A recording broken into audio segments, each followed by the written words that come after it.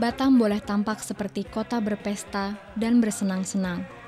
Tapi di balik hingar-bingar Batam, terdapat perdagangan mengerikan yang menghancurkan hidup ribuan orang Indonesia. Karena dekat dengan Singapura dan Malaysia, Batam mengundang turis seks. Mereka pergi ke tempat karaoke dan kafe untuk mencari wanita, pria muda, bahkan anak-anak. Ya cenderungnya kalau tamu mereka pilih yang muda ya. Karena mereka nganggap kalau yang PS yang masih muda itu pasti masih jarang dipakai dan belum banyak penyakitnya gitu. Jadi kalau pakai yang masih muda, kemungkinan tamunya meyakini bahwa akan sedikit akan tertular oleh penyakit menular seksual itu. Banyak pasien Dr. Amir Hakim adalah pekerja seks. Beberapa hamil, banyak memiliki kutil perih yang bisa berkembang menjadi kanker, sementara jumlah pengidap AIDS terus meningkat.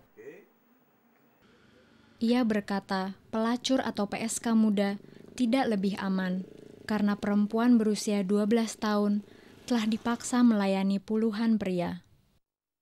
Yang paling bahaya di sini adalah penyebarannya nantinya gitu. Jadi si PSK tersebut akan menularkan kepada tamunya, dan tamunya ini bisa menularkan kemana-mana karena seorang tamu yang memang senang dengan PSK, artinya kadang-kadang mereka dalam 1 minggu itu bisa minta dilayani oleh 5 PSK yang berbeda gitu loh. Jadi sangat riskan sekali terhadap penularannya.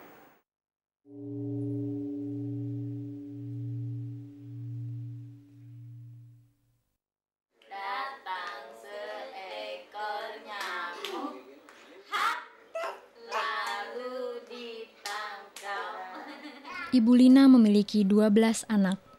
Mereka diberikan kepada Ibu Lina oleh buruh migran putus asa yang diperkosa. Takut akan reaksi keluarganya jika pulang dengan anak di luar nikah. Mereka bertemu Ibu Lina di toko cenderamata yang ia kelola di bandara. Ibu Lina masih ingat betapa putus asanya ibu pertama yang ia tolong.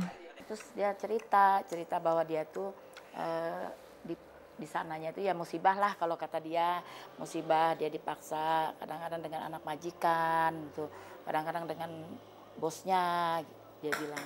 Nah itu terus saya bilang oh gitu, jadi ceritanya gimana nih, lahir di mana? Ya saya terus masuk penjara Mbak, kata ini juga lahir di penjara. Haryani pulang ke Cirebon dalam kondisi hamil setelah dipaksa melacur. Ia pergi ke Singapura sebagai pekerja rumah tangga, tapi kehilangan pekerjaannya dan dikirim ke Batam. Utangnya begitu besar sampai para majikan Indonesia tidak mampu mempekerjakan Haryani. Agennya berkata Haryani masih harus mencari cara untuk melunasi utang. Kata saya, Bin, gimana saya ini kerja kok kayak gini? Ya udah, kamu mungkin gak cocok jadi pembantu, kamu kerja di bar aja katanya. Gajinya besar katanya, ke Malaysia, ke Singapura. Kerja apa? Saya pikir. Itulah kayak gitu. Wah, saya nggak mau kalau kayak gitu. Beberapa waktu setelah wawancara direkam, Haryani melahirkan bayinya. Tapi komplikasi terjadi. Baik Haryani maupun bayinya meninggal.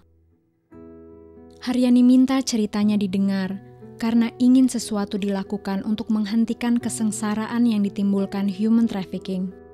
Mari berharap Haryani tidak mati sia-sia. Dan kisah sedihnya menggugah hati yang berwenang dan penegak hukum untuk mengusut perdagangan kejam ini.